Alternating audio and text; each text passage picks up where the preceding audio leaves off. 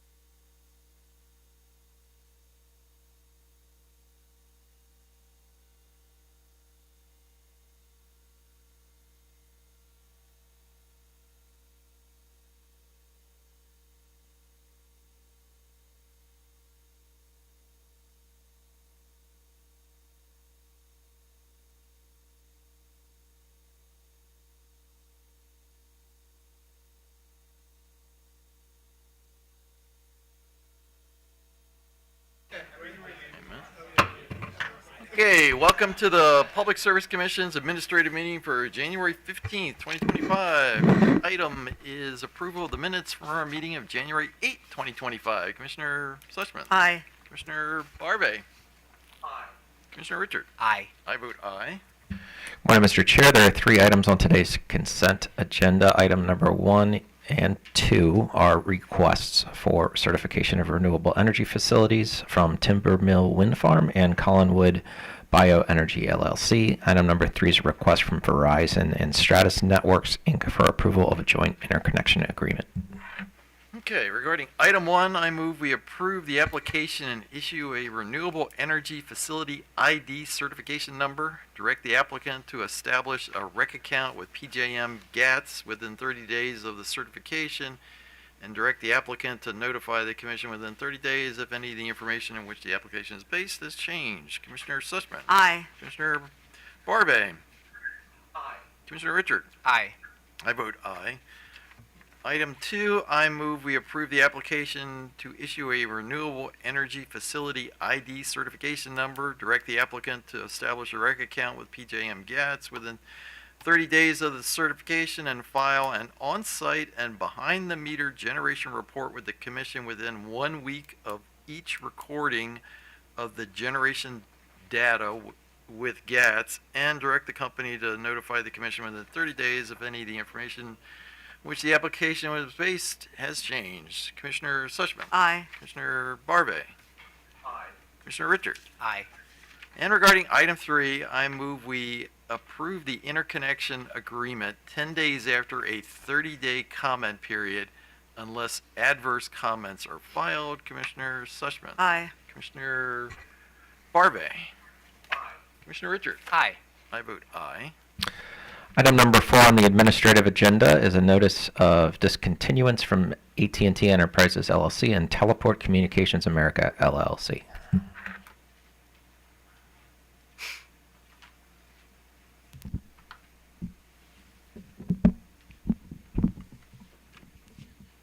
Good morning, Mr. Chair and Commissioners. Cameron Walton on behalf of staff. On December 10th, 2024, AT&T Enterprises, LLC, and Teleport Communications America, LLC, AT&T or the company, filed its notice of discontinuance of ALS Digital Trunks and Prime Digital Trunks business services, also known as Effective Services. ALS and Prime Digital Trunks are similar services that provide high-capacity connections from a user's phone system to AT&T's network. The Effective Services were grandfathered in 2015. There's currently one sole business customer subscribed to the Effective Services. AT&T plans to discontinue the Effective Services with an effective date on or after January 30th, 2025. The Effective Services will be discontinued over the company's entire service territory. The Effective Services are not AT&T tariff service offerings in Maryland, but rather are offered to business customers via AT&T service guides. Service guides are general documents not pursuant to a tariff. The company has experienced a decline in the number of business customers who choose to use traditional access lines for voice communications. The Effective Services require increased maintenance, while the replacement services, including AT&T Phone for Business, AT&T Office at Hand, AT&T IP Flexible Reach, and AT&T Cloud for Microsoft Teams, are more advanced and cost-effective cloud-based IP communications. Replacement services combine voice, data, and collaboration tools into a unified platform appealing to business customers. So, any questions for staff? I'm sorry, I have a few more parts. Oh, okay. No worries. On or about January 15, 2024, impacted business customers received notice that the Effective Services were being discontinued as of January 30th, 2025. AT&T provided a second notice to the sole remaining business customer of the discontinuance on or around November 8th, 2024. Due to the complexity of the business customer's account, their service cannot be migrated before January 30th, 2025. The company is providing the customer with additional time to migrate to a replacement service of their choice without service interruption. The company has abided by Code of Maryland Regulations 2045-0413 and has notified the Commission of the discontinuance well before the 30-day window, as well as the sole customer well in advance. Staff recommends that the Commission approve the discontinuance of the Effective Services. Thank you, and I'm available for any questions. Okay, and now any questions for staff? No. Still no questions. Okay. I take it there's nobody here from AT&T because they probably didn't think this was a big enough deal. So, all right. I move we approve the discontinuance of the Affected Services. Commissioner Sushman. Aye. Commissioner Barve. Aye. Commissioner Richard. Aye. I vote aye. Item number 5 is a request from the Potomac Edison Company for a budget increase to the Clean Energy Advantage Residential Lending Pilot Program.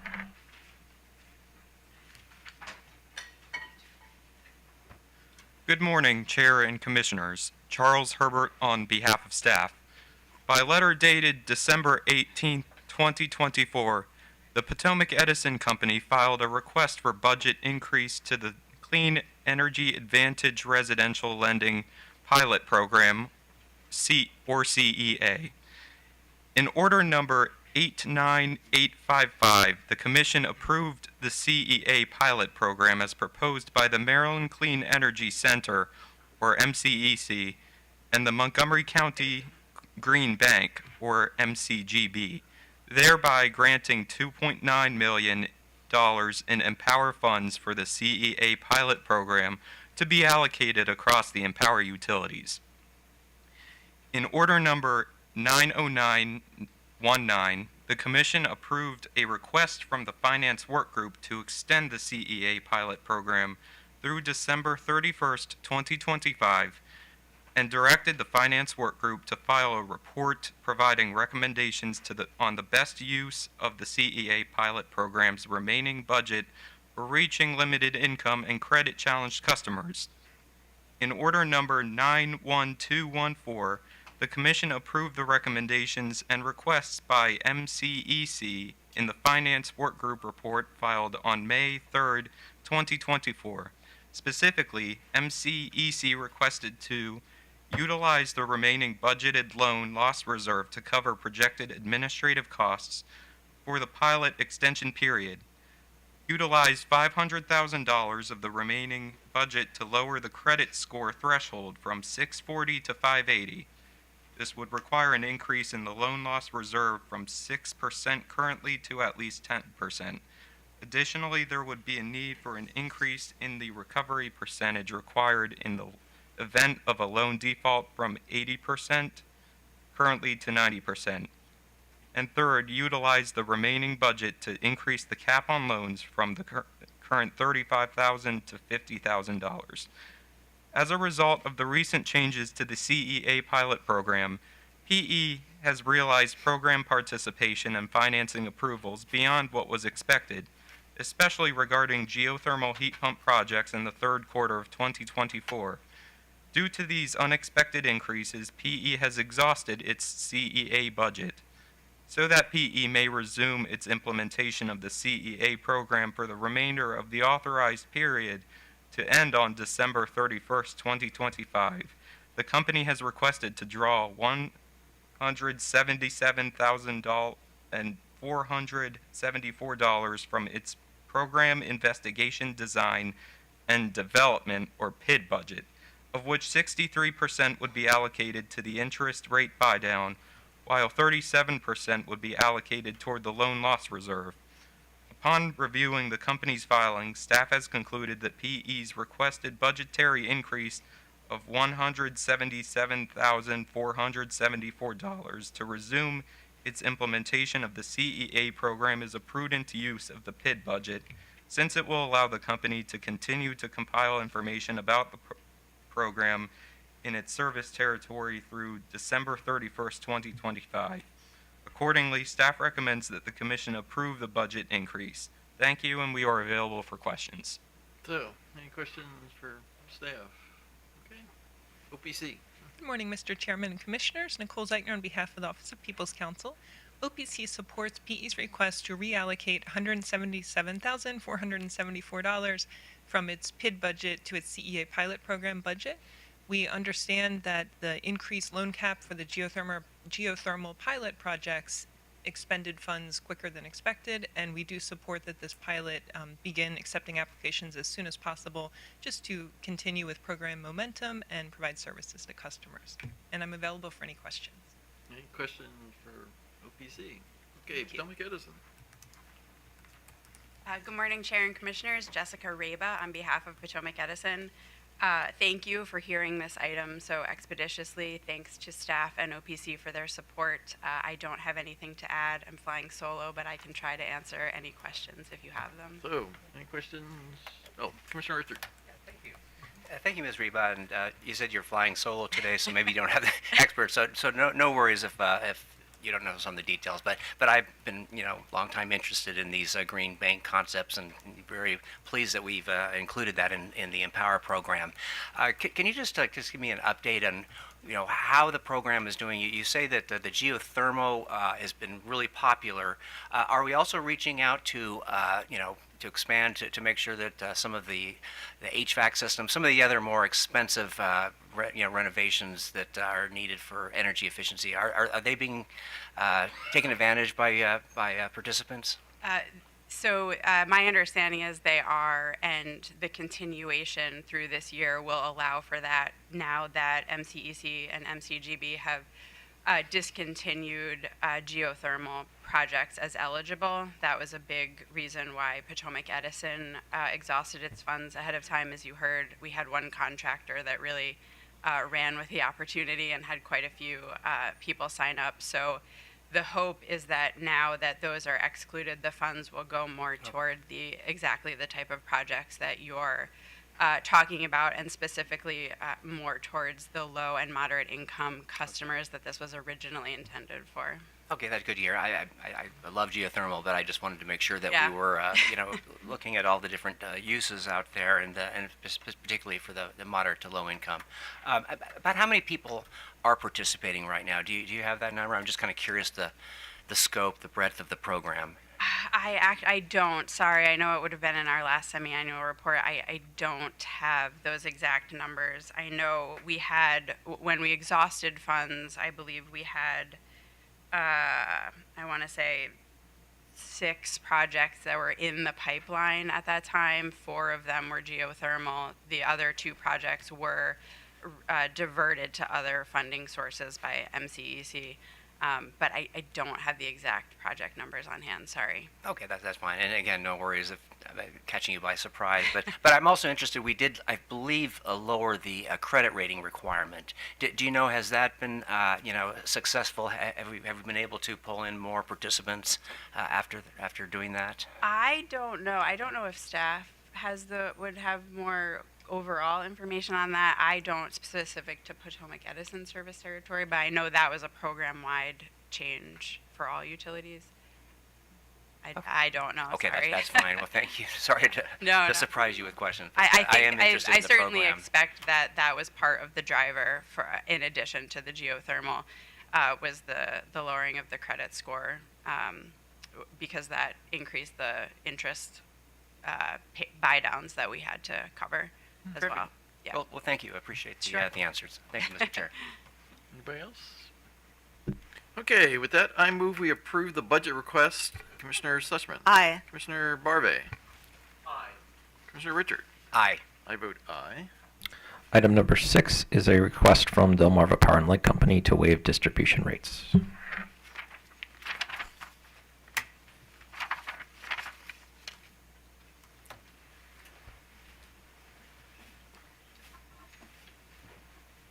Good morning, Mr. Chair and Commissioners. Drew McAuliffe on behalf of staff. On December 18th, 2024, Delmarva Power and Light Company, DPL, filed its request to waive the December 31st, 2025 expiration date of the Rate Year 3 distribution rates approved by the Commission in case number 9681. On December 14th, 2022, the Commission issued order number 90445 in case number 9681, approving the proposed settlement. Order number 90445 established the dates during which the 3 rate years would be in effect. Furthermore, order number 89482, issued in case number 9618, which established multi-year rate plans, required that either a new traditional rate case or MRP rate case be filed at least 210 days prior to the end of the current MRP. This requires DPL to file a new base rate case this year. DPL is requesting that both of these requirements be waived to allow DPL's Rate Year 3 distribution rates to remain in effect until DPL files a future base rate case proceeding. DPL has cited the Commission's notice to convene a lessons learned proceeding to review MRPs and their goals and benefits as a reason for the delay in DPL's next base rate case filing. DPL intends to incorporate improvements developed through the lessons learned proceeding in its next base rate case. DPL has noted that it will continue to submit its annual information filings and reconciliation filings as required for MRPs. Staff supports DPL's request. Waiving the 2 requirements will allow staff, DPL, OPC, and other stakeholders the opportunity to improve the base rate case process by allowing the lessons learned proceeding to progress prior to DPL's next base rate case filing. Also, this will give customers near-term relief by keeping distribution rates unchanged, whereas if DPL were to file a new base rate case, rates would likely increase in 2026. Staff further notes that DPL is only proposing to remove the end date for Rate Year 3 rates, and that the MRP reconciliation process for case 9681 will proceed as planned. Staff supports DPL's request, and staff recommends that the Commission accept the proposed tariffs for filing with an effective date of January 15th, 2025. Regarding OPC's comments on this matter, staff disagrees with OPC's arguments. OPC, as staff understands it, appears to essentially state that Delmarva's request to waive the lessons learned proceeding process, waiting for the lessons learned process to conclude is not necessary or beneficial. But based on the Commission's decision in PEPCO's recent MRP, it's clear that the Commission wishes to review MRPs. Furthermore, there's no restriction currently against filing for new MRPs, and DPL's choice to wait to file is appropriate. The Commission may wish to improve the MRP process or to restrict or end MRPs altogether, but at this point no order in the lessons learned proceeding has been issued, so DPL's request to wait to file a base rate case is reasonable in staff's opinion. While DPL could, as OPC suggests, file a traditional base rate case, staff agrees that it would be appropriate and beneficial for DPL to wait until the Commission issues its findings in the lessons learned proceeding. Requiring DPL to file a traditional case this year, as I said, would likely increase rates in 2026 for customers, whereas allowing the rate year 3 rates to continue will keep rates unchanged. OPC also claims that allowing rate year 3 rates to continue past the end date of the MRP will result in customers paying rates that are not just and reasonable. In staff's opinion, the Commission has already deemed that the existing rates are just and reasonable. Furthermore, under a traditional rate case, rates can be in effect for many years. DPL's request in this instant is no different. For these reasons, staff continues to support DPL's request to maintain its existing rates. Thank you, and I'm available for questions. Questions for staff? But actually, start with you, Bonnie. Go ahead, Commissioner. Right, we could do rock, paper, scissors. Great, yeah. So if we waive the expiration date, the likelihood is that rates will continue past January 1st, 2026. Is that your understanding? Yes. Yeah. Okay. It also depends when the Commission would issue an order on the MRPs and the lessons learned. Okay, so assuming that they stay in place after January 1st, how do we deal with reconciliation? So we would only reconcile through 2025 because that was the last. So the rate year 3 is this calendar year, 2025. So in 2026, we would reconcile everything up through 2025, but we would never reconcile anything beyond that. Okay, so how do we deal with the situation where they're either over or under recovering? Well, we have the MRP riders that would put through that reconciliation. Now, if we find that Delmarva is extremely over-earning, the Commission is well within its right to request Delmarva to file a rate case to. Okay, but you're not recommending in any order that we issue some kind of process for addressing over or under recovering in the post 2025 period. No, not at this time. And frankly, I don't think, depending how long the lesson learned process takes, I don't expect Delmarva to sit on their hands for a terribly long period of time without filing a rate case, either, whether they're over or under. Okay, that's all I have. Thank you. Commissioner Richard. Yeah, I had a very similar question, really, about the possibility of what would we do if there is an overcollection. Had the staff considered making explicit that there would be a potential one-way reconciliation after that, just to give parties an opportunity to review and ensure that ratepayers are receiving just and reasonable rates? Sure. Well, again, I guess we didn't consider that specifically. Again, it's well within the Commission's right or other parties' rights to require Delmarva to come in or to mend if there is some issue. Again, I would just say that, this is no different from a traditional rate case. For example, Potomac Edison didn't file a case for about 25 years when they filed in 2018, I believe. They could have been over-earning for most of that period of time, but nobody was really tracking it or requiring them to, come and file a case. But again, the Commission could easily require Delmarva to file a case if we see that they are over. Yeah, and I was thinking about the PE situation, but I was in this case we're talking about what's probably going to be a limited amount of time, Sure. and there is a waiver before us, and I want to talk to the company about this too, about since we're looking for rate stability, we also want to make sure that rates are just and reasonable. I think that's an important argument that OPC has made. Sure. So it seems to me that a one-way reconciliation might be the way to go, and make that clear now that that's what we intend to do. So Sure. I just wanted to. How about staff resources? If on one, if we don't accept the waiver, then likely there's going to be a historic test year. Sure. Or if we do have a one-way reconciliation, is there any difference in staff time, resources, and how you would litigate that? Sure. Well, obviously with a full rate case, there would be more staff resources required than a one-way reconciliation. And I'll just say staff wouldn't be against any sort of one-way reconciliation. I just would want to point out that if we did that, it wouldn't be until 2027 because we would be reviewing 2020 rate year, essentially what would be rate year 2026. So again, the company can answer this question, but I really don't see Delmarva waiting till that long to file a case, just based on the cadence we typically see from utilities. Okay, and then that'll be the question I ask OPC if that would be an alternative approach. I'm sorry, I should let you do your presentation first, but and thank you, Mr. Chair.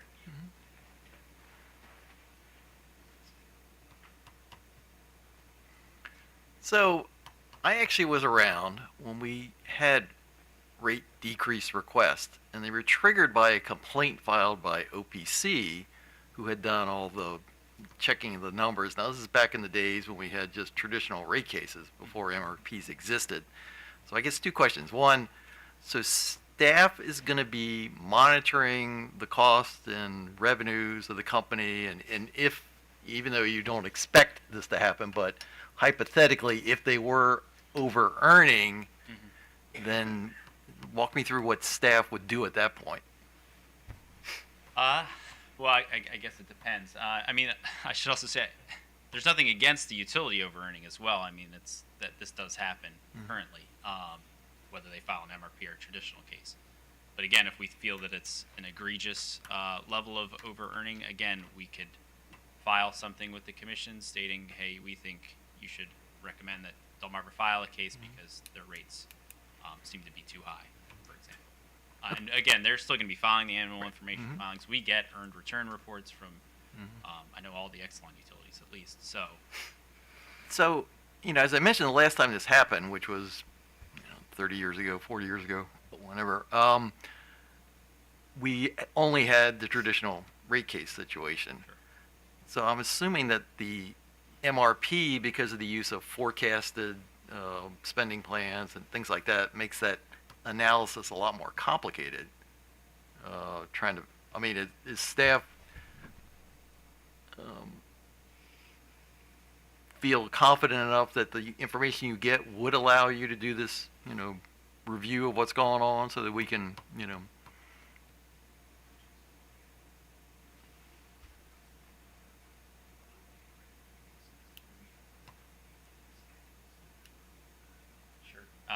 Yeah, so we'd really just be looking at whether they're over earning or not. And again, we get those earned return reports. And, Mr. Spivak had a good point as well. We'd also, because there's nothing to reconcile against post 2025 because we don't have any projections or anything. So we'd really only be looking at the rate of return. That'd really be our only recourse to see if the rates are high, so to speak. Okay. All right. Okay, so that I understand, if we continue with an MYP, we're allowed the utilities to continue with an MYP. Are we going to be losing a chunk of period where there's going to be no reconciliation because we're essentially between MYPs? Yeah, I think yes, because, well, most likely 2026 would probably just become the historical test year in that MRP, that baseline year. So when you have that first MRP, you always kind of have that baseline. Well, it's just that it's that reconciliation allowed for sort of understanding over and under recovery. Sure. But for that period of 2026, let's say Delmarva files a new case at the end of 2026. Are we going to have almost an entire year of potentially over recovering without any recourse for ratepayers? There would still be recourse because essentially that year would turn into, I guess, a traditional case, so to speak. We'd get all of their information from that year, and that would be built in, like I said, as either the bridge. But it wouldn't be subject to reconciliation. It wouldn't be subject to a reconciliation. So It would be subject to staff review. Was this a prudent spend or not? As a traditional. No, but I'm talking about just in terms of the distribution rates. That would be money that would already been paid to the utility, and there's no recourse for the ratepayer. Well, I would argue it wouldn't have been paid to the utility, so to speak, because no rates have been developed for that year specifically. Because the MRP ends at the end of 2025. No, but there would be rates in effect for that 2026 period. Sure, and if what- they were and had the MYP continued through 2026, there would be reconciliation for that period. There's no reconciliation if you don't have a test year. So there would only be a reconciliation for 2026 if a second MRP was filed. That's right. But Correct. but because we're essentially extending the period, we're not extending reconciliation either. No, but again, we haven't even seen 2026. So again, they would, whether just say they file a traditional case or an MRP that includes 2026 as kind of a baseline historical test year, we would do the review process then. So it would be treated, that year would almost be treated as a traditional case. Okay, for 2025, if they were over recovering, reconciliation would capture that and return it to ratepayers. Correct. For 2026, if they were over recovering, nothing would happen because there's no reconciliation. Well, again, I would say not necessarily, because we would get, all the spend that they did in 2026. We would review it. If it's, not prudent, it would be taken out when they filed that next MRP. But for the period of 2026, because there's no reconciliation, there's that period of over recovery, and that will remain an over recovery period. I mean, you're not extending, you're not asking that we extend the rates and we extend a reconciliation period. No, because there's nothing to reconcile, because we haven't seen anything for 2026. So there's nothing to reconcile. Right, but there's the possibility of reconciliation, and that's what Commissioner Richard had raised is whether there's a possibility of, for example, a one-way reconciliation for that period where we're extending the rates. Yeah, again, I would just argue there's no need for reconciliation because there's nothing to reconcile against. So once they file whatever that new case is, we'll be able to review everything in 2026. And there would have been no rate specifically developed for what was, what plant was built in 2026. If you understand what I'm saying. So it would be the same with a traditional case. A utility could file a case 5 years later. We're not, and they'll give us everything they built over those 5 years, so we can deem whether it's prudent or not, whether it occurred 4 years ago or the year previous. So there really is no need for that reconciliation. But for the period for 2026, if Delmarva were over recovering, Yeah, and we had some kind, if we had a one-way reconciliation, that would give you the ability to look back to see where they over recovered. If you have no reconciliation period, then you're not going to have the ability to return any of that to ratepayers. well, I guess it would be returned by removing certain spend, and again, none of those rates would be based on what they did in But- 2026. And For future rates, I'm talking about for the rates in 2026. yeah, again, the rate year 3 2025 MRP rates have nothing to do with 2026. They have no, what DPL does in 2026 has no impact on the rates.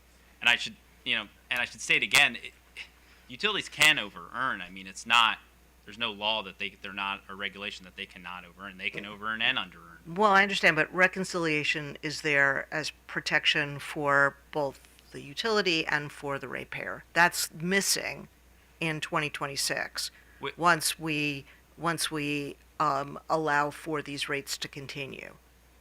Yeah, I would argue that it's not missing, because you're still going to review everything they did in 2026 when they file their You're just case. reviewing it later.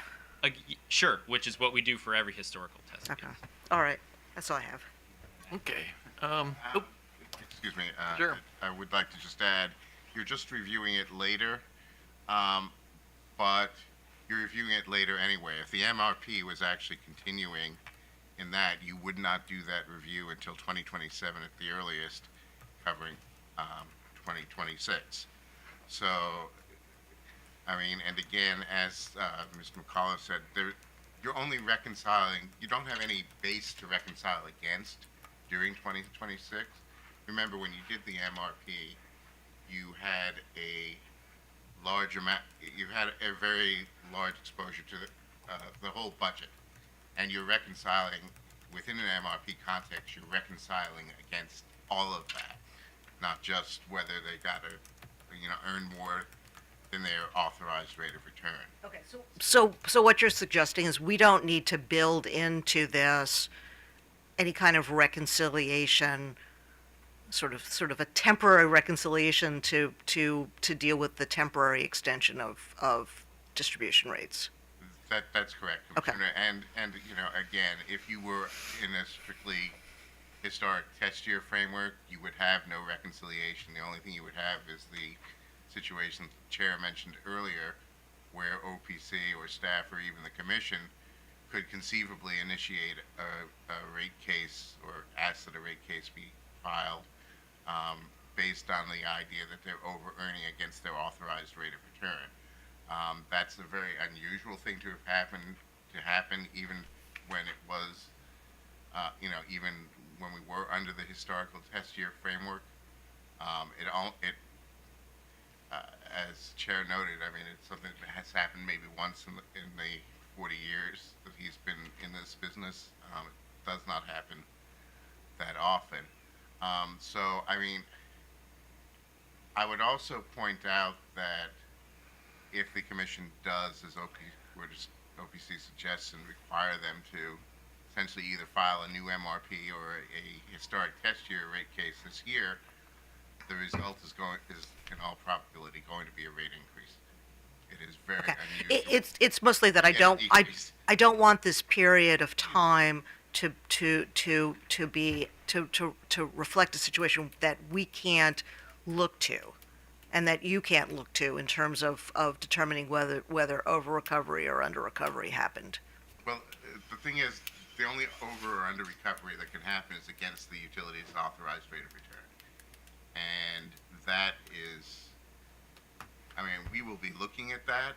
We get the earned return reports all of the time, and we do look at them and see. But there wouldn't be anything else to reconcile. So, under traditional rate making, that never happens. Period. I mean, the only thing. No, I understand reconciliation is an MYP construct.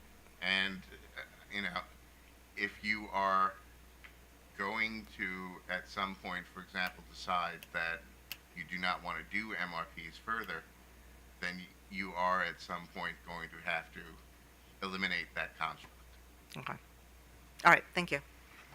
So actually, before you leave, or either Drew or Lloyd, is this a unique situation with DPL just because of the timing of when their decisions were made, or are we going to see a similar thing from the other MRP affected utilities? I would say this is unique.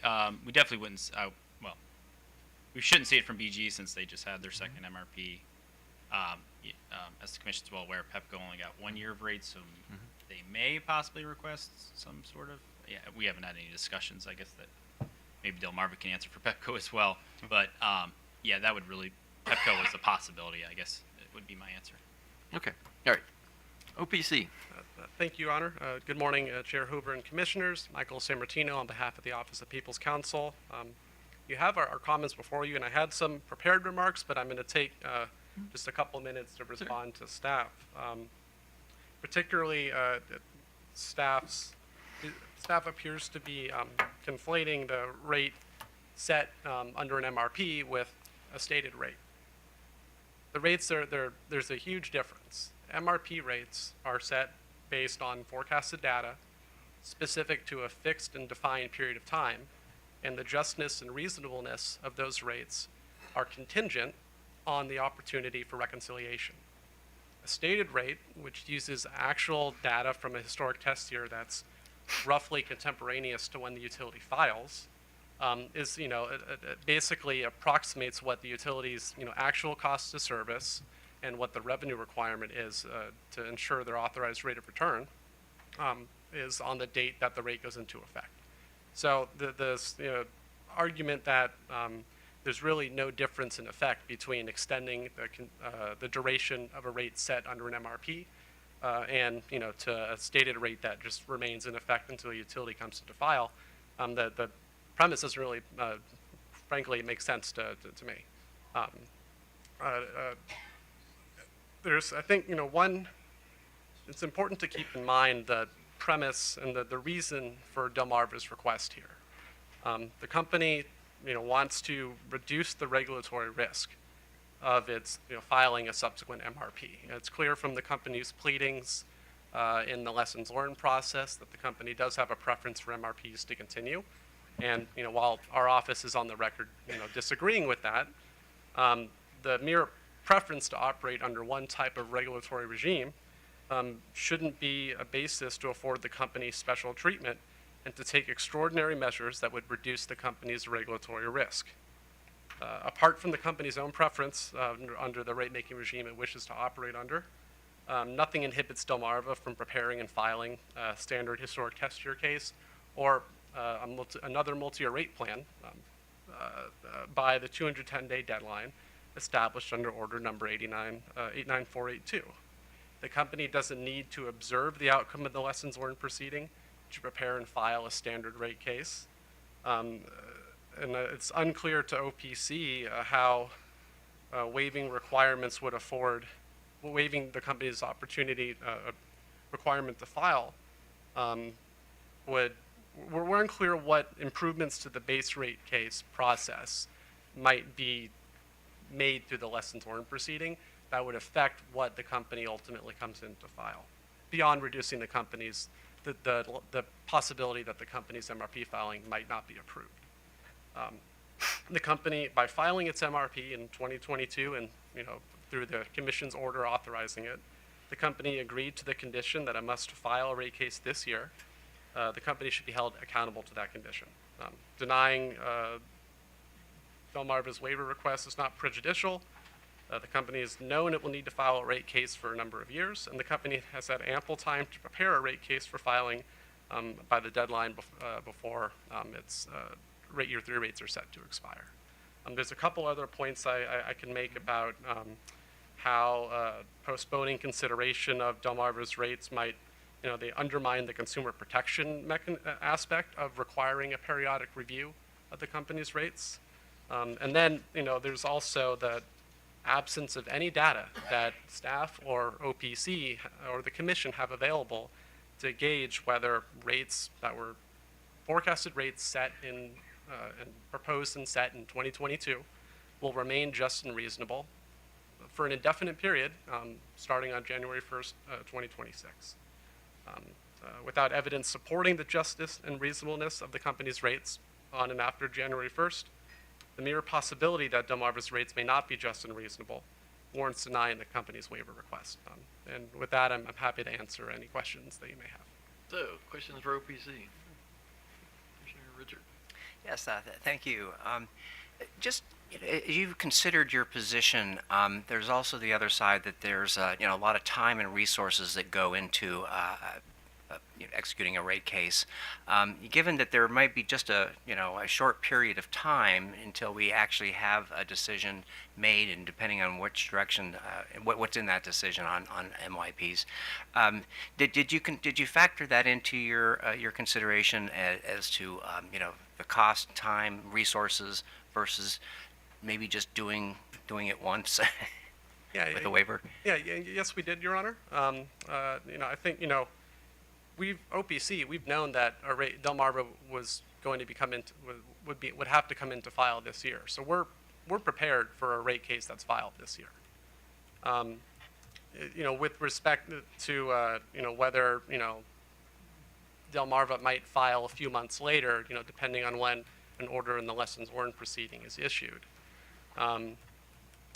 There's the waiver request there's no terminus date. It's not saying we're requesting the rates be extended for just a few months. The waiver request is for an indefinite period, and the company, if granted, the company has the discretion and can control when it comes into file. So if it is indeed, over-earning, the company may think, well, we're in a good position. We don't need to come into file for, another couple years. That decision is, solely within the company's discretion. But we also have the discretion to order them to come in as well. Is that correct? Understood, Your Honor. And just the amount of additional oversight and over the company's rate of return filings, we think just adds another level of administrative, burden's the wrong word, but it adds more work that OPC and staff is going to have to do that may obviate the administrative efficiency gains from granting Delmarva's waiver extension request. Okay. And I think we've all kind of asked about the concept of just a one-way reconciliation. has OPC considered that so that, in that circumstance, we make clear that parties have an opportunity to scrutinize the rate and ensure it's just and reasonable? We would be amenable to that approach, provided that the extension is for a fixed, limited duration in time. That's and to reiterate our main point, we don't think that taking these additional measures are absolutely necessary, and we think that there's holding the company accountable to the rate case filing deadline that it agreed to would still afford sufficient time to make sure that to incorporate any the outcomes of the lessons learned proceeding. Or if the company is concerned about the uncertainty as to what form, if the commission wishes to continue with MRPs, what form those may take, the company can reduce its risk by filing a standard rate case and come in to file in another year. Okay, and this was a settled case, correct? That is correct. yes. Okay. Is there anything that OPC is particularly concerned about that might be in the forecasts for the current spend of the company that causes concern for going into the future, going past the 3-year MYP? Well, last year the company reported an over-recovery for rate year 1, and the over-recovery in that year was driven by, I believe, some a 7.6% increase in operating income, different from what the company forecasted. We haven't seen forecasts the company's actual data for rate year 2, and we're in January of rate year 3. So the fact that the company over-recovered for the first year of its MRP, which is unique compared to all the other utilities operating under MRPs, gives us some pause in thinking of the company's forecast that we reviewed and ultimately decided, ultimately uses the reason for agreeing to a settlement. We are concerned if there's a possibility that the company may over earn again. We're concerned with an indefinite extension of the forecasted rate. Okay, but again, you would agree that a possibility of a one-way reconciliation might be an approach to try to address that concern. Yes, Your Honor. Very good. Thank you. Thank you, Mr. Chair. Commissioner Fleshman. Okay, so I'm going to offer a second potential solution to this on top of the one-way reconciliation.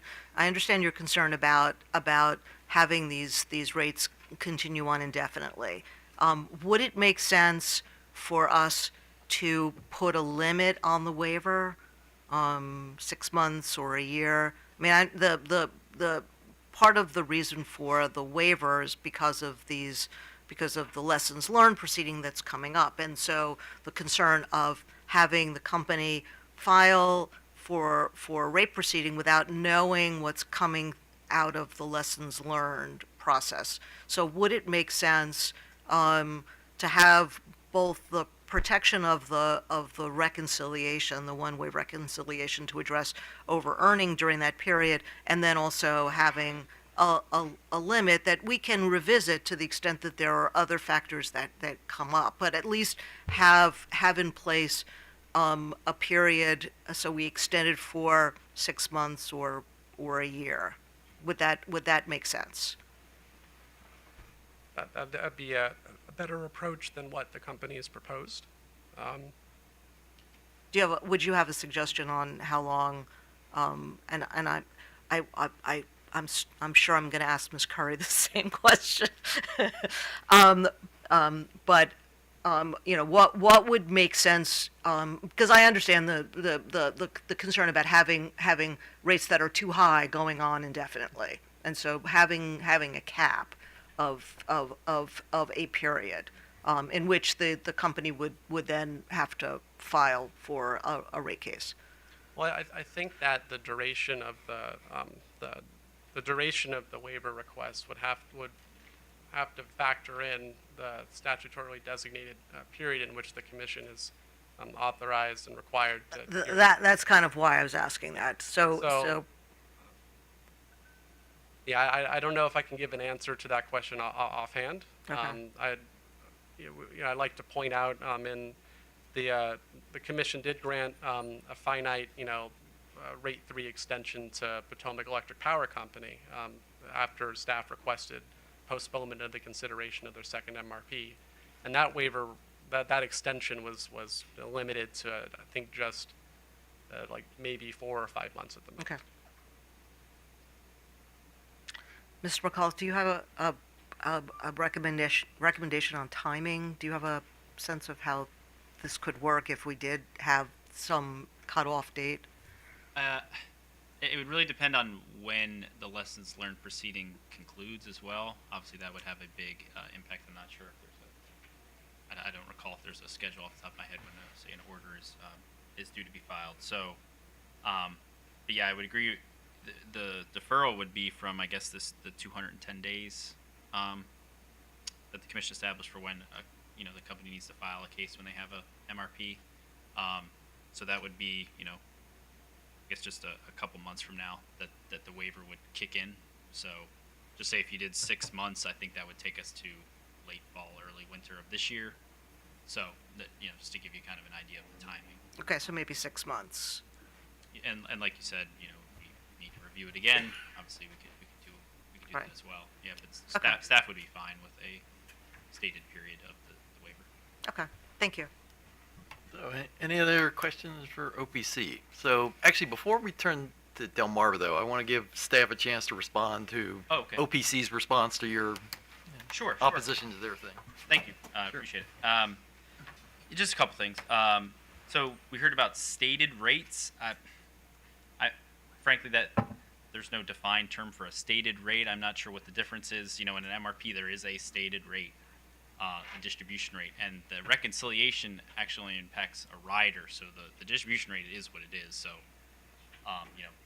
historic test year, future test year, the rates are the rates. And then, we heard that you can't tell if the rates are appropriate. Again, that we have the same construct with the historical test year. Again, if you have a company like Potomac Edison, or if somebody just doesn't come in for 5 years, you really can't tell, quote unquote, if the rates are appropriate because the case was filed many years ago. So, again, that's really no different. And I do want to kind of bring up this discussion of kind of over earning is necessarily bad, and the company won't file a rate case because they're over earning. That can be a good thing. So if the utility is over earning because they're managing their costs and don't file a rate case, rates don't increase. So that's actually a good thing. So if PE didn't file a case for 25 years because they were managing their costs and not just overbuilding, and they were therefore may have been slightly over earning, that is a good thing for customers because rates don't increase. From personal experience, I don't get many emails or calls from customers in PE service territory because rates are increasing, but you hear a lot from, frankly, the excellent companies because of their MYPs, their rates increase every year. So I do want to make that point as well. Obviously, there is a scale to that. You don't want them over-earning substantially, but if the company's managing their costs and not filing cases, rates stay unchanged, and that's good for customers. So, thank you. Okay. Could I just, Oh, actually, yeah. I think you're absolutely right, but I think it's the transparency I think we're looking for right now. We'd like to know why, and that's what I think we're trying to ensure just and reasonable rates, and so it's not a disagreement with, it's not always a bad thing. Mm-hmm. It's just like to be able to understand what's happening. Of course, yeah, and staff is obviously for Wouldn't you agree? as much No, transparency as possible, yes. Okay, Thank so actually, let me go to the company now, and then I'll let you come back up because I assume you'll have things you want to respond to from them. So, Well, thank you, Your Honor. sure.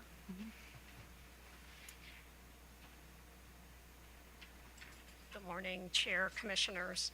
Kim Curry representing Delmarva Power. Just a couple of points before I get into the opposition, responding to the opposition from OPC based on the questions to staff and OPC. First, the Commission has approved a similar request for PEPCO in case number 9702. Recall, PEPCO had made the request that the rates not sunset after the 1-year MYP, and the Commission approved it.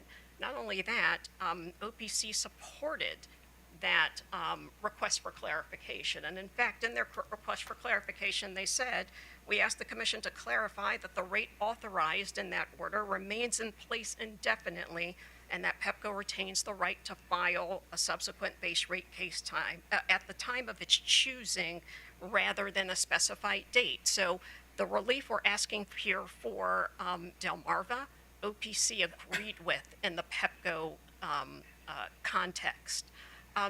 To the questions I heard earlier about, and one other important thing about that is that the commission granted that order, and there was not a time period put on it. So the questions about the concerns of what happens kind of after that, last MYP year, those questions were not ones that had been raised by OPC. The commission did approve a similar request from Delmarva, and I think that's a very important point.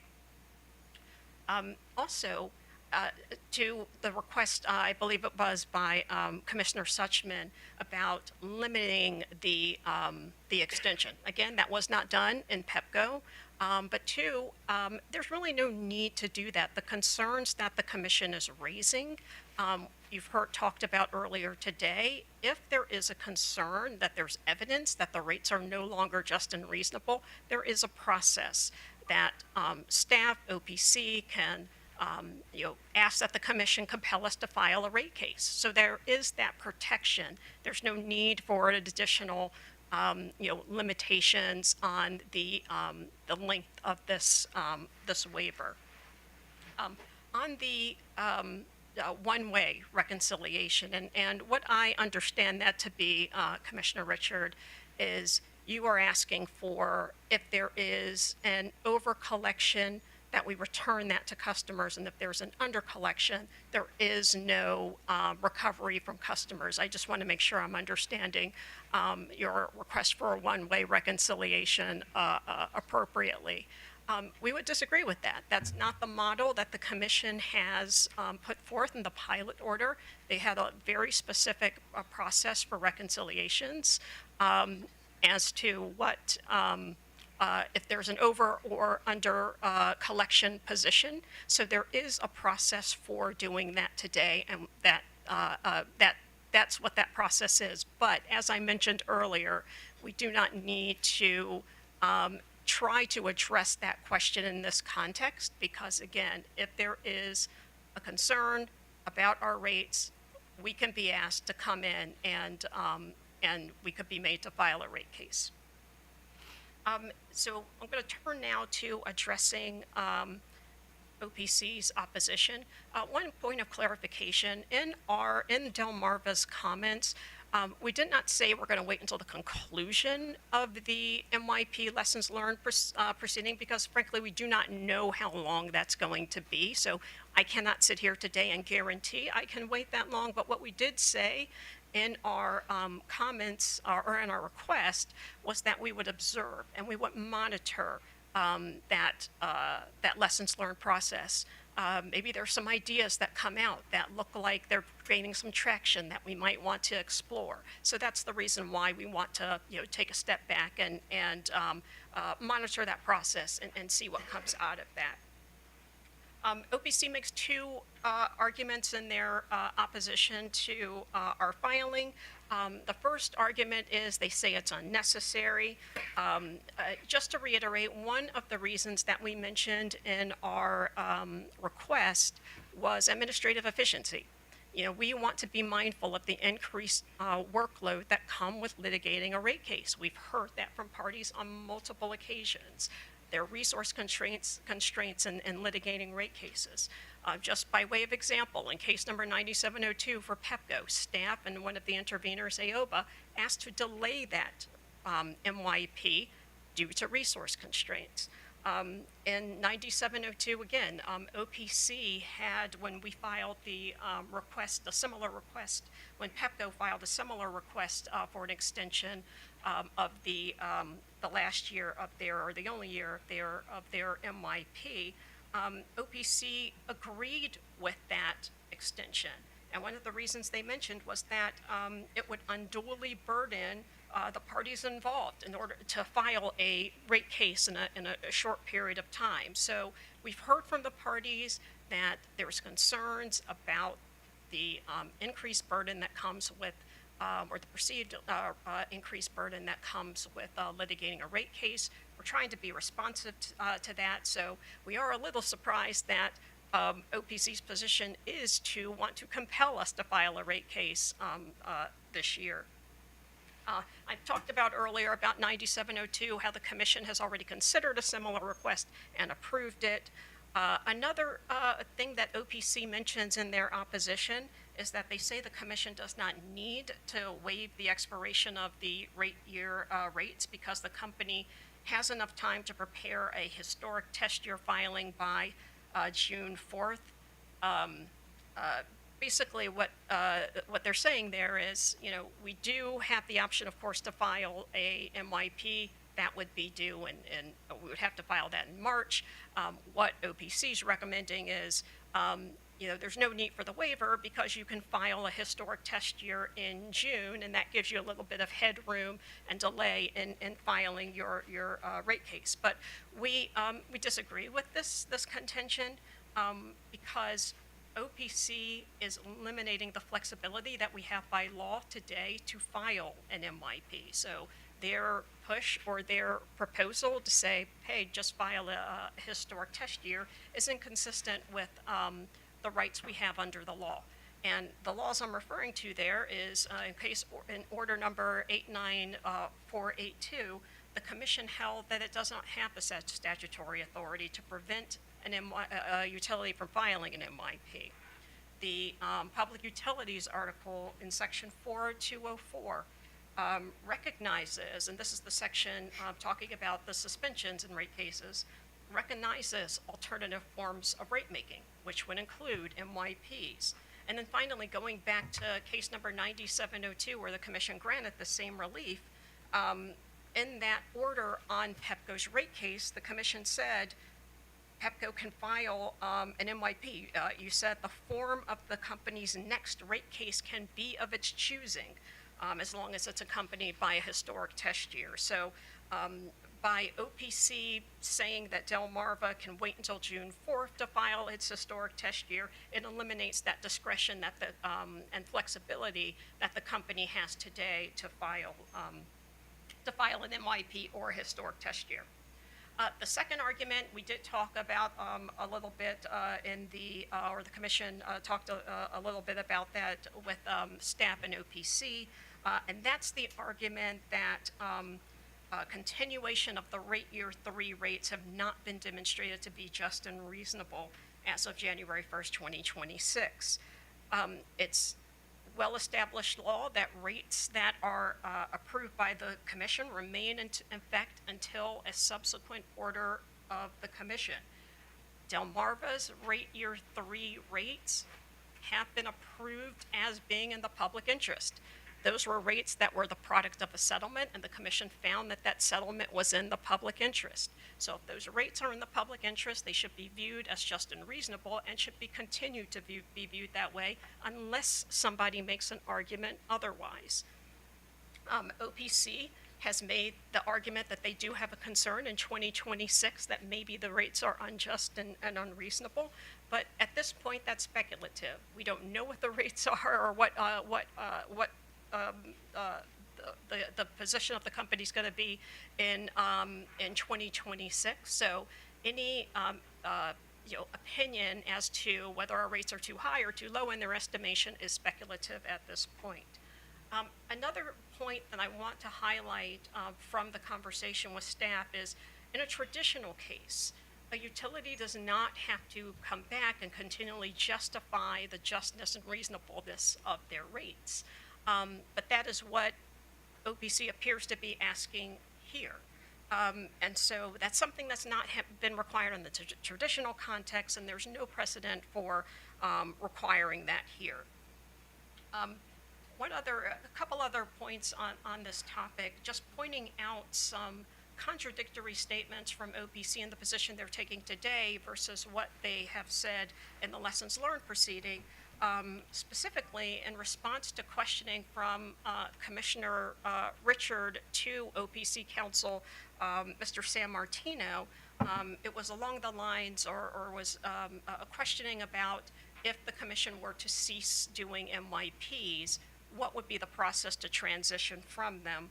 And Counsel San Martino said, and he was referring to BGE's MYP at the time, but it's still applicable here. Whatever the current rate is now, that's just the rate that's in place until they file their next case. That is the relief we're asking for here, and that is, OPC was supportive of that position just back in October during the lessons learned hearing. And their position is also in conflict with their lessons learned brief, where they indicate, this is on page 38, when we're discussing how to sunset MYPs, that for Delmarva, the commission could allow the utilities rate year 3 rate to go into effect January 1st, but should refuse to approve a subsequent MYP for Delmarva. OPC did not make the argument there that we should be pulled in for a historic rate case. So, just to conclude the response to OPC's opposition, the relief we're asking for here, OPC has supported in the past. Approving this request will alleviate resource constraints.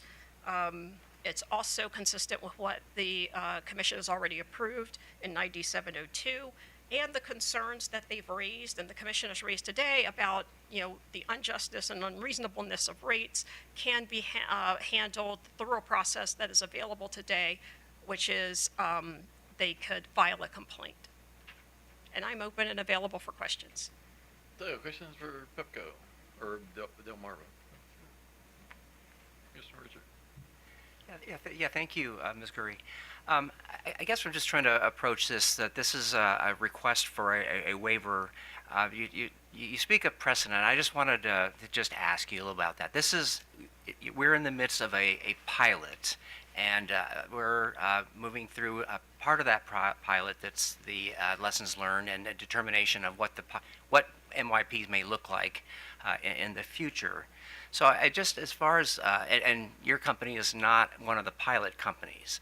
So again, as far as precedent, why do you believe that applies in this case? It seems like the commission has made quite clear that we are in an experimental, if you will, phase, and that we are trying to conclude that experimental phase and move forward.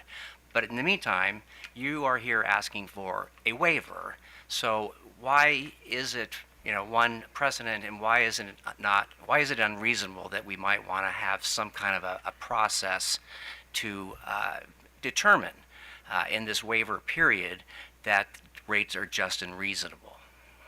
In the orders, the pilot orders, the commission set a procedure for governing MYPs. And the commission has approved MYPs by entities other than the pilot utility. The commission has approved one for Pepco in their MYP1, and they also approved a one-year MYP for MYP2 for Pepco. For Delmarva, it was a settlement of the parties. The parties agreed that Delmarva, an MYP for Delmarva was appropriate and in the public interest. So, yes, you have mentioned that it is the orders refer to the pilot, but the commission, through subsequent actions, has approved MYPs other than the pilot utility. So that is how I would respond. Okay. That those rules of the road should still be in effect because of that subsequent action from the commission. Okay, well, I definitely would want to consult with our OGC, but I feel that we have taken pains throughout all the pilots to be clear that there are no precedents as we move through this MYP pilot, and that ultimately it is the lessons learned where we would, again, be able to formulate potential regulations, rules, and so, again, to my second part of the question, though, is it unreasonable for us to, if we grant a waiver, to have at least explicit, there will be a process to ensure that there's a review opportunity for stakeholders, for parties like OPC to review that period in the waiver to see if it's, the rates are just and reasonable, and there should be some kind of a remedy for ratepayers. I would say that process exists today. I mentioned the complaint process. I know I've mentioned that a few times, and with the risk of repeating myself, there is that process. But can I just, I've heard what you've said, but do you have a specific objection to again making clear that since this is, there's not a lot of precedent for waivers, that we do want to have a process, and it's clear to the company, it's clear to all the parties that they may have an opportunity to review the period during that waiver? I guess I would need to understand what that process looks like and what exactly they're reviewing. What are they comparing the rates against? I'd have to understand exactly what the commission has Okay, in so mind. you're not prepared to just I'm say yes not or no that you would want to work with us on this waiver? I did request. not. I did not say that. Okay.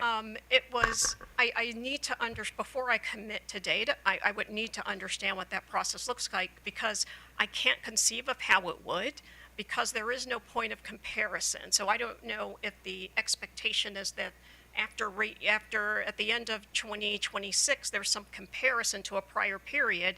I don't know how that's possible, so that's my struggle in responding to you, is that I can't conceive how that process would look.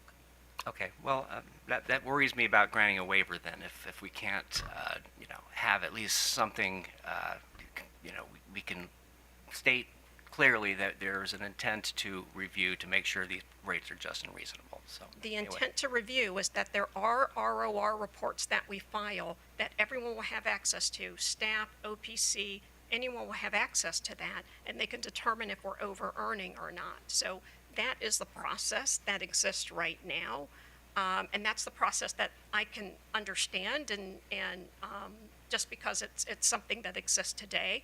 And again, that's my struggle in responding, is that there is a process that's understood that is that makes sense today, that can be leveraged to address the very concern that you're raising. Okay, well, thank you, and I think we're going to give OPC a chance and staff a chance to respond at some point, so. Right. Thank you, So, Mr. Chair. Ms. Curry, don't go anywhere. I'm sorry, So close. So I wanted to talk a little bit about precedent. And so Delmarva has been under a 3-year MYP, and we're talking about the fact that you would like to have that extended. Has the commission extended the distribution rates beyond a 3-year period for any of the utilities we regulate? Beyond a 3-year, no. It was just the PEPCO 1 year. Okay, so the concern I have is that this is a 3-year MYP, and extending it indefinitely, in effect, creates a 4, 5, 6-year MYP, and that's not what an MYP is. I mean, an MYP was for the 3 years. I understand the arguments that you're making. And I am concerned about resources for staff and the fact that we do have a lessons learned, and we'd like to have the next filing you do be informed by the conclusions we make in the lessons learned process.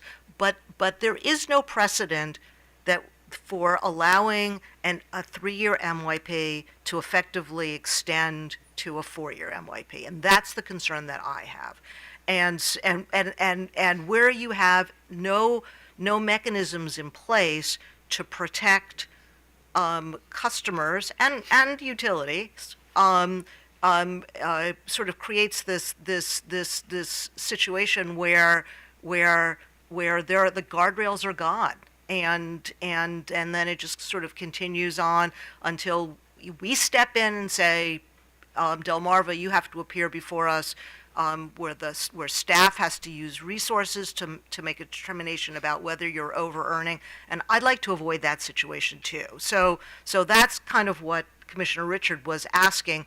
This is unique. We've never done this before. You're essentially asking us to take a 3-year MYP and make it longer. And I'm okay with doing it for a defined period of time, but there needs to be guardrails there to protect the parties, because we have those guardrails for a 3-year MYP, and if we extend this without the guardrails, I think we're not doing our job. And so that's kind of what I think Commissioner Richard was asking, and I'm asking too, is I'm okay about extending it for a limited period of time. I'd like to have that period of time defined, and I'd like to have in place a mechanism so that we can revisit rates that were not based on anything, because we don't have a 4-year MYP. We have a 3-year MYP. So you're kind of, you're extending it without any determination about whether these rates are just and reasonable. We have to have in place some kind of guardrails to protect the people that we are here to serve. I guess I would not characterize it as a 4-year MYP. An MYP, in my estimation, is a utility forecasts its needs for a future year, and you base your budget on that. For after rate year 3, there is no forecast. There's no forecast in the future that our rates are being based on. But the effect of it is if you do it based on 3 years and it continues on for year 4 and 5, the effect is that it is a 4 or 5 year MYP. And on some level, it almost doesn't matter what we call it. The point is we haven't made a determination that those rates going into 2026 are just and reasonable. I understand what Mr. Sammartino's argument is, and I think he's right. And so if we haven't made that determination, but we decide that for the sake of a variety of different factors, we should allow the rates to continue into effect, I think we're not doing our job if we don't have in place the necessary guardrails to protect ratepayers. Just one quick response. That is a risk that's known today. It's known with historic test years as well. When you approve a rate for historic But test that's why year- we put reconciliation. I mean, that was the point, is that we can look 3 years into the future, but no one has a crystal ball. And so therefore, we're going to put reconciliation there to protect the utilities and to protect ratepayers.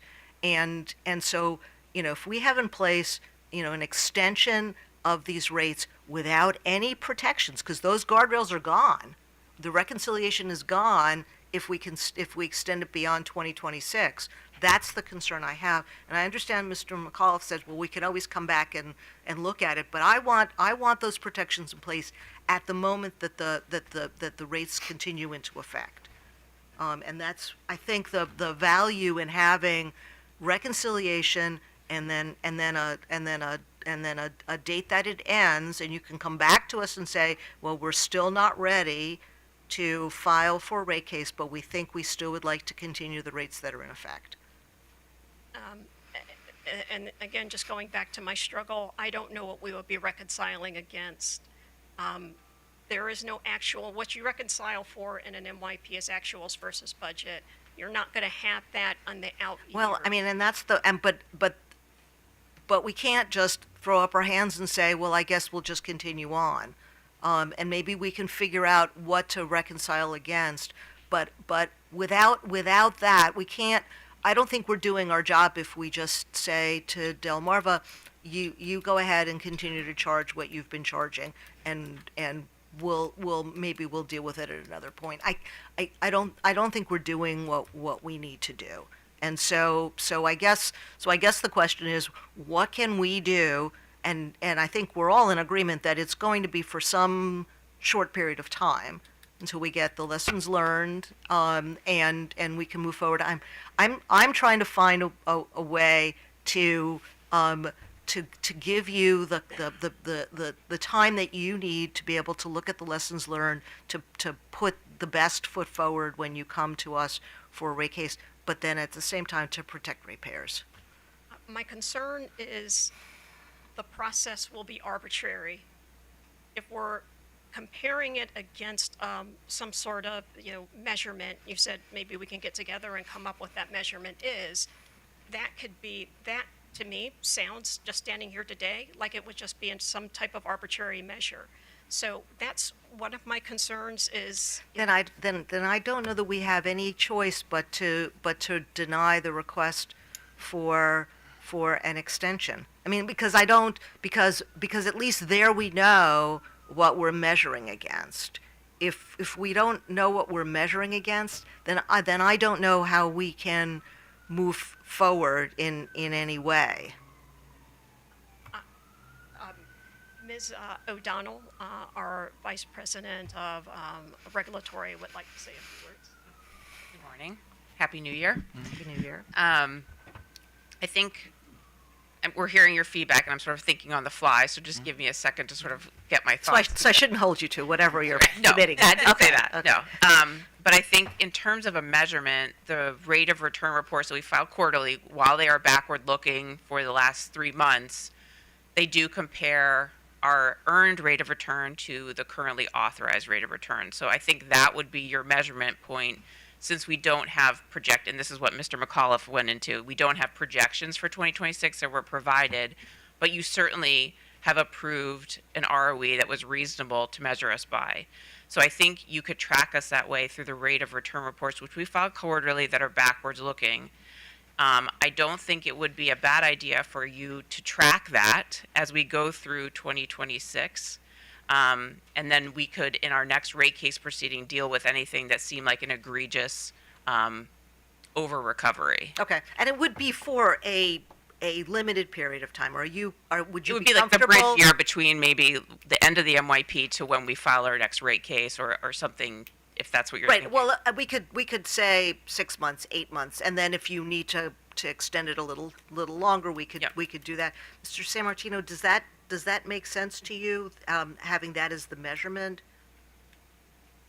I mean, I know we're kind of like, Well, actually, before I go to him, let me go to staff. If you have any reaction to what you've heard from the company, I realize you're sort of on the same page, but Yeah, I think the earned return report, as staff discussed, would be the only thing you could reconcile against, really. I think we heard from OPC that would be a lot of work. I would totally disagree. It's a 3-4 page report, and obviously the work with a filed rate case versus checking these reports is astronomically different. So we'd be fine checking those, and I would share Delmarva's concerns, like the reconciliation is based on projects and budgets. We're not going to have that for 2026. So a rate of return report is really, frankly, the only thing you could guesstimate that they're over earning.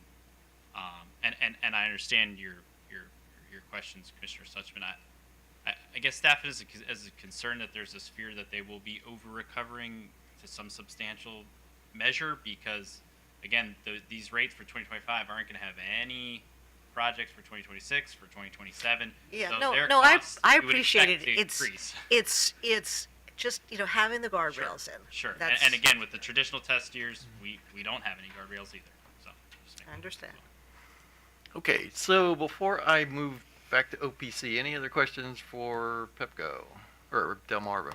Why I keep calling you Pepco? Well, it's both for me, so. I understand. Yeah. So okay. So let me turn back to OPC, and you can react to everything you've heard and any of the suggestions you've heard up here. So. Yeah, thank you, Your Honor. Just a couple points to respond to Ms. Curry. First, it seems that the company's picking and choosing what requirements of the MRP pilot are precedential and what requirements are not. The suggestion about Commissioner Suchman's idea of a one-way reconciliation, and the opposition in saying, well, the MRP pilot order requires the reconciliations in the MRP context to be 2 ways. The MRP pilot order also required them to come in to file a rate case this year. I also think the circumstances regarding the Commission's extension of Pepco's rates in case number 9702 are highly distinguishable. In that circumstance, the company had already filed its rate case, and part of the reason prompting the discussion about ways to facilitate a postponement was because the commission was bound by the 10-month duration under which it was required to review Pepco's application for an MRP. And the result, the extension that resulted, that OPC, as a party did agree to, was reflected a compromise to ensure that the commission would have the additional time it needed to review its Pepco's filing and determine what just and reasonable MRP rates would be appropriate. And without the effect of having Pepco's rates as applied go into effect and be charged to customers. And then,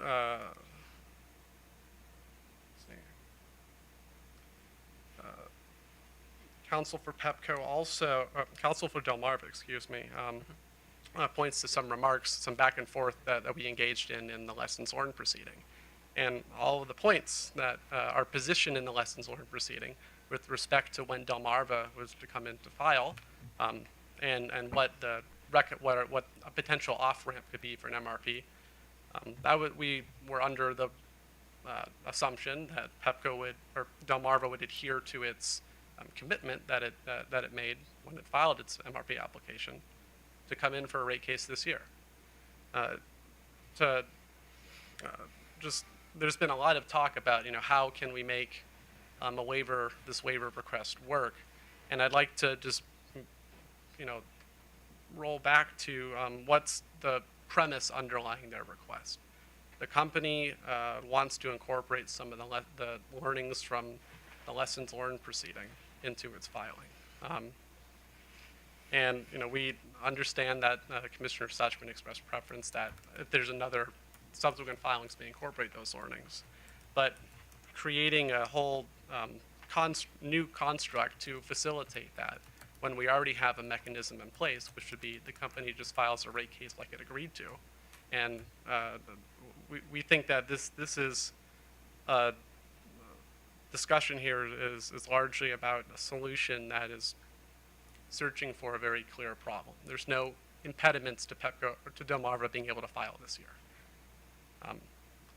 And to respond about the discussion on basing, if there is to be a reconciliation, basing that reconciliation on a review of the quarterly earned return reports, if that's a workable solution from OPC's perspective, but our preference is that our position is that it's ultimately unnecessary and the company should be held to file like they've known they needed to for the past couple of years.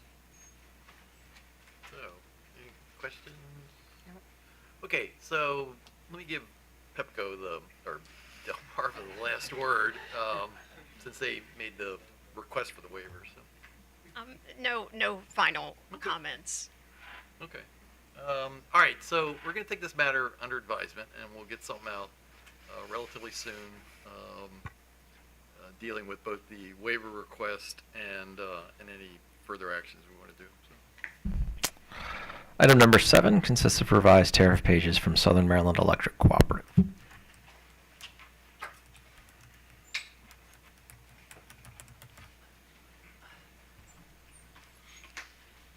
Good morning, Chair and Commissioners. I'm Alessandro Lee on behalf of staff. On December 20th, 2024, Southern Maryland Electric Cooperative filed a proposed update to its standard offer service monthly demand charge for Schedule WSSC to be effective January 20th, 2025. The SOS monthly service charge for Washington Suburban Sanitary Commission was first authorized by the Commission on July 13th, 2022, and it's based off of SMECO's generation capacity and transmission capacity demand charges. Under the proposed rates, the WSSC is expected to pay $4,147 less per month per meter than under current rates. Staff recommends that the Commission accept the revised tariff pages for filing with an effective date of January 20th, 2025. Thank you, and I'm available for questions. Any questions for staff? Seeing none. Is anybody here from WSSC or? All right, so Mr. McNew, if you want to make any comments or just, I mean, you've been patient the whole morning, so I might as well give you a chance to say something, so. Good morning, Mr. Chairman, Commissioners. Mark McDougall on behalf of SMECO. I have no additional comments. Okay, thank you. Okay, with that, I move we accept the tariff provisions for filing with an effective date of January 20, 2025. Commissioner Sushman. Aye. Commissioner Barve. Aye. Commissioner Richard. Aye. I vote aye, and with that, we're adjourned.